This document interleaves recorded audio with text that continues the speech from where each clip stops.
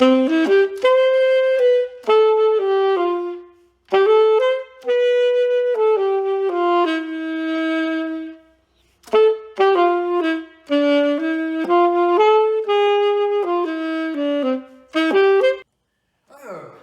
hello once again, my friends. Dr. Phineas Cortex, at your service once again. You'll have to excuse me for a second. I was just polishing up on the data that I have for you today. Well, it's good to see you once again, tuning in, should I say. Let's not dilly-dally any farther, because I've got another question of the day for you. Now then, this one is from a returning question asker. Her name is Jessica, and she tells me, Dear Dr. Cortex, thank you so much for answering my question about black holes. Well, thank you for providing that question, Jessica. Now I come to you with another question. What is a supernova, and how does it destroy stars? Well, quite frankly, Jessica, that's another good question, indeed. You'll see, a supernova is like the death of a star. Of course, a star being made up of all of these hydrogen and helium molecules, like that of our sun, of course, which is also a star. Now, when a star is growing older, it gets larger. It expands upon itself. It adds more hydrogen and helium molecules, piling up and up. It really does get quite big. You're going to have to look up some of these, what is called red supergiants. They're one of the largest types of stars, and clearly they get quite large. But anyhow, they keep on growing and growing, and all of a sudden, they can't handle that much pressure of all of these gases, so to say. And so what do? They blow up. They blow up in this huge gas cloud of supernova material. And it really does expand quite a long way, several light years. And these gases fade out, and all that is left is a little white dwarf star, a carcass of the star that once was. That is a supernova in a nutshell, Jessica. I hope that does help you quite a bit. But let's not waste any more time. Today, we are starting on a sort of a mini journey of ours. It has come to my knowledge that we must discuss more about the stars and their life cycle. So, my friends, today we are going to be discussing nebulas. Let me get my polished data board out. Now, these nebulas are like the birth of all sorts of stars. They are large clouds of this raw material floating in space.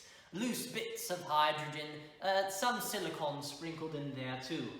It can be from 1 to thousands of light years wide. These things are like anything that has to do with stars, very huge.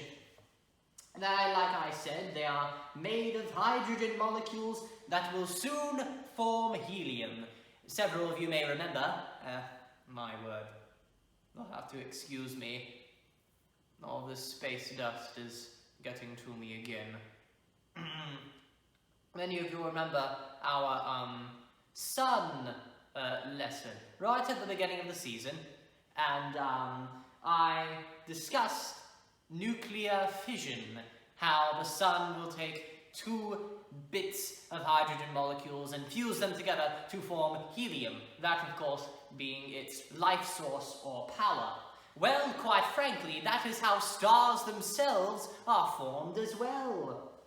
Now, these nebulas, of course, they form stars, and they are released by supernovas. So, good timing on the question, Jessica. You're segueing us right into the lesson today. Now, some nebulas, while they can form stars, some others only reflect the light that stars put out. So they are called naturally reflective nebulas or reflector nebulas. Now, the word nebula itself comes from the Latin word for cloud, and that is literally what they are. They're just clouds floating in space with all this raw star-building material. Now, the first nebula was discovered in 1764 by Charles Messier, an astronomer, naturally, and this nebula was called the Dumbbell Nebula.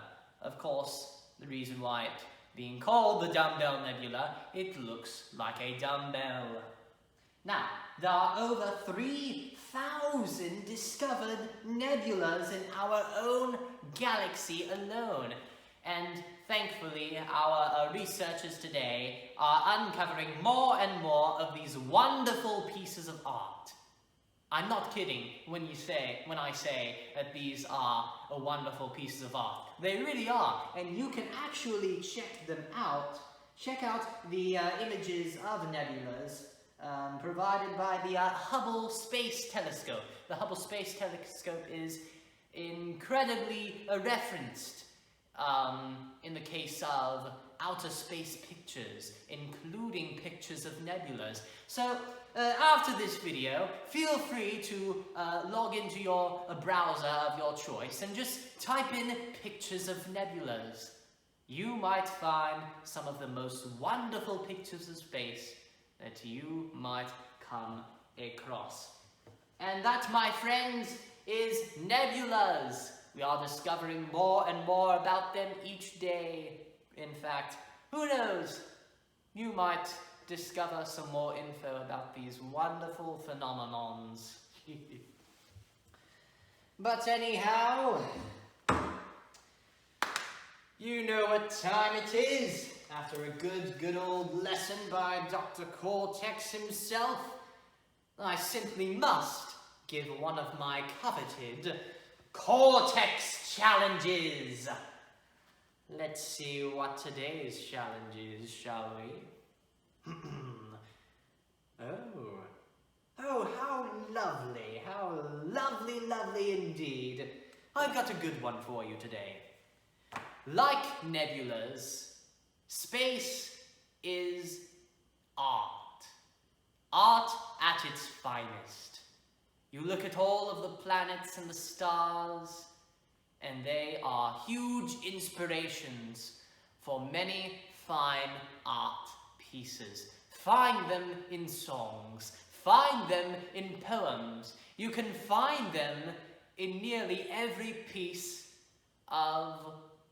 general piece of media, quite in fact. So, I'm challenging you, my fellow space cadets, to create perhaps a poem or a song about any of the topics that we have discussed thus far.